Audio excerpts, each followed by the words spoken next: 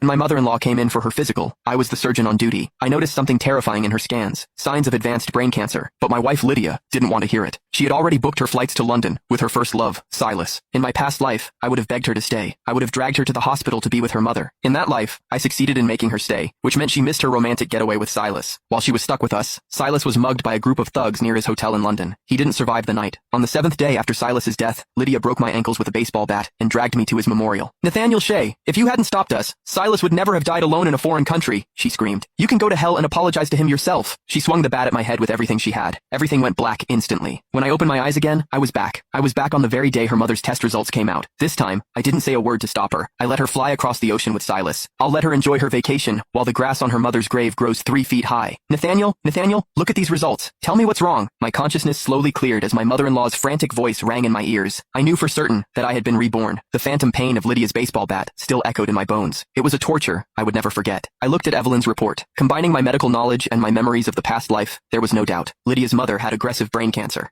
Just then, Lydia walked over to us, looking bored. Mom, it's just a simple headache. Nathaniel can handle you here, she said dismissively. Before I could even open my mouth, she shot me a cold, warning look. Nathaniel, don't you dare try to scare me with some fake terminal illness. My mom is only 50 and healthy as a horse. Silas and I already have our tickets booked. Don't think you can find some pathetic excuse to keep me here. She glared at me, and I couldn't help but shiver. In my previous life, she had looked at me with that same hatred while she shattered my ankles. Lydia and I met through a family setup. It seemed perfect at first. She was a nurse at the hospital where I worked as a surgeon. With our parents pushing us together, we naturally started dating and eventually got married. I loved her bright energy, and she thought I was a stable, reliable man. But right after our engagement, I found a small photo hidden in her wallet. It was a man with sharp features and deep, captivating eyes. That was when I learned about Silas, her first love. Lydia told me then that she still had feelings for him, but she promised to bury them deep. I was naive enough to believe that if I loved her enough, I could replace him. I thought time and devotion would eventually win her heart. But as soon as Silas returned to the city after our wedding, everything changed. She claimed they were just best friends, but they spent every night at romantic restaurants. She claimed they were just catching up, but she followed him to boutique hotels for overnight chats. I told myself that as long as she didn't leave me, I could keep loving her. Then her mother got sick. I suspected cancer and forced Lydia to stay, and Silas died alone in London. From that moment on, she hated me with every fiber of her being. She believed if they had been together, he wouldn't have been a target for that attack. But her mother was in her final days, and I just wanted Lydia to say goodbye. She spent her days getting wasted in memory of Silas and eventually drugged my milk. Then, she beat me to death at his grave. Fate had given me another chance. I, Nathaniel Shea, was back. This time, I wouldn't waste my life on someone who didn't value it. Did you hear me, Nathaniel? Take care of my mother and stop acting like a statue. Lydia pushed my shoulder impatiently. I snapped out of my thoughts and gripped the medical report. Lydia, you're a nurse. Look at these markers. I suspect it's brain cancer. You know how aggressive this is. If it's confirmed, she might only have a few weeks. I didn't even finish before she slapped me hard across the face. Nathaniel Shea, you call her mom, yet you're wishing death on her? She hissed. She just caught a chill or has some tension. There is no way it's cancer. You're just making this up because you're jealous of Silas and our trip.